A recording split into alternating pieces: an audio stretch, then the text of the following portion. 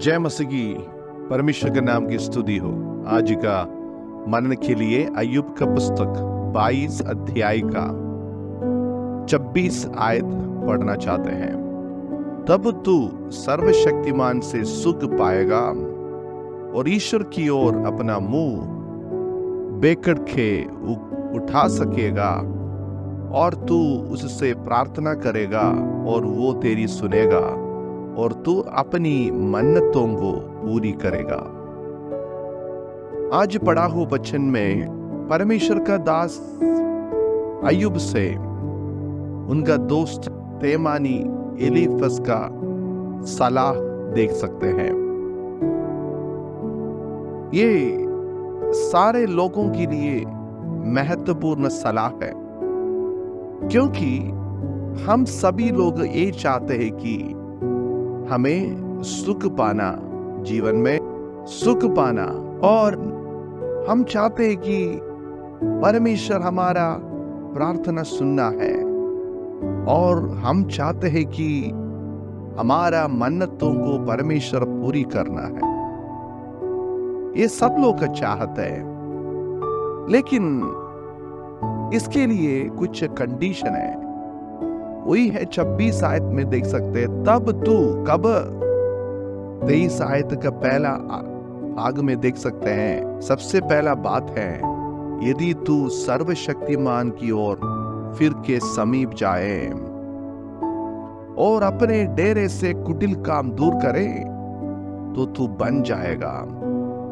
सबसे पहला बात है, सर्वशक्तिमान की ओर फिरना है। हमारा ध्यान और कुछ बातों में है, हम दूसरा कोई चीजों में फोकस करते हैं। क्या चीज है? दुनिया का बातों पर। दुनिया में हमें मददगार लोग हैं, जैसे डॉक्टर, धनिक लोग और ऊंचा पद में बैठने वाले। ऐसा लोगों की ओर हम ध्यान देते रहता है, लेकिन हमारा ध्यान उनसे हटा के सर्वशक्तिमान परमेश्वर की ओर फेरना है। सबसे पहले याद रखना चाहिए, हमारा परमेश्वर सर्वशक्तिमान है। उनके पास हमारा हर एक समस्या का समाधान है।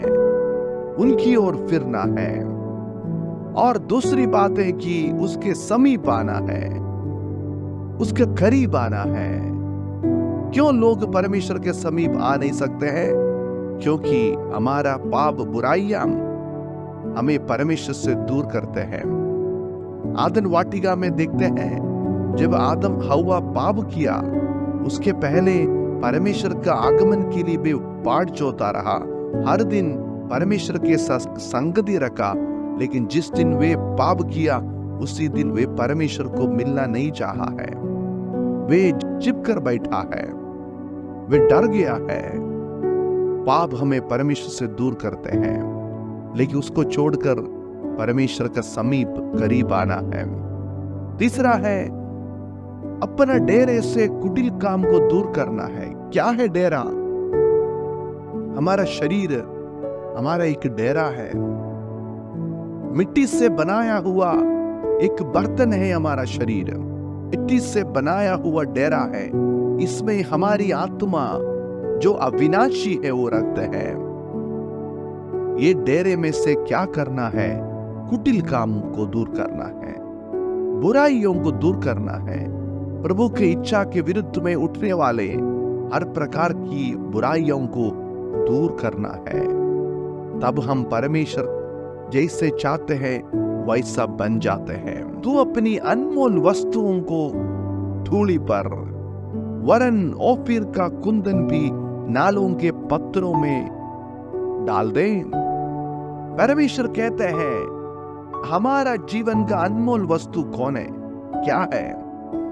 चाहे ये हमारा संपत्ति हो सकता है, चाहे एक पद हो सकता है, चाहे एक व्यक्ति हो सकता है। हमारा माता पिता, पति पत्नी, और हम प्यार करने वाला कोई व्यक्ति बन सकता है, कोई चीज बन सकता है जिसको हम अनमोल समझते हैं। परमेश्वर कहते हैं, दुनिया में हम जो चीज को अनमोल समझते हैं उसको क्या करना है, धूली पर डाल दे। क्या है धूली पर डालना मतलब? यानी उसको ज्यादा महत्व करके नहीं समझना, वो धूली पर डालना। हम लोग क्या चीज को धूली पर डालते हैं? जो हमको वेस्ट है, जो हम छोड़ना चाहते हैं, उसको हम धूली पर डालते, फेंक देता है। हमारा मन का लगाव कोई अनमोल वस्तुओं से है। परमेश्वर चाहते हैं कि उसको हम धूली पर डाल दें। जैसे चीजों को हम फेंक देता है, उसी प्रकार उस चीजों को अनमोल नहीं समझना, क्योंकि ये सब बातें स्थायी नहीं है, हमेशा रहने वाली नहीं है। वरन ओफीर का कुंदन भी नालों के पत्थरों में डाल दें। हम लोग के जीवन में कुछ ओफीर का कुंदन, जो महत्वपूर्ण लगाव रखा हुआ, हम सबसे ज्यादा प्यार करने वाला चीज है, उसको क्या करना? नालों के पत्थरों में डाल दे। यदि हम कुछ महत्वपूर्ण चीज को नालों के पत्थरों में डालेगा तो इसका मतलब है कि फिर उसको दिखाई नहीं देता है, वो भी एक साधारण बन जाता है, वो कहां चला गया है पता नहीं चलता है। उसी प्रकार नालों में जितना पत्थर आता है जो कोई भी लोगों के लिए महत्वपूर्ण नहीं है, उसी प्रकार हमारा जिंदगी का ओफीर का कुंदन जो है, जिससे हम बहुत ध्यान देते हैं, उसको भी हम साधारण चीज से समझें, उसको महत्व ना दे, क्योंकि वो भी स्थायी नहीं है। फिर क्या करना है?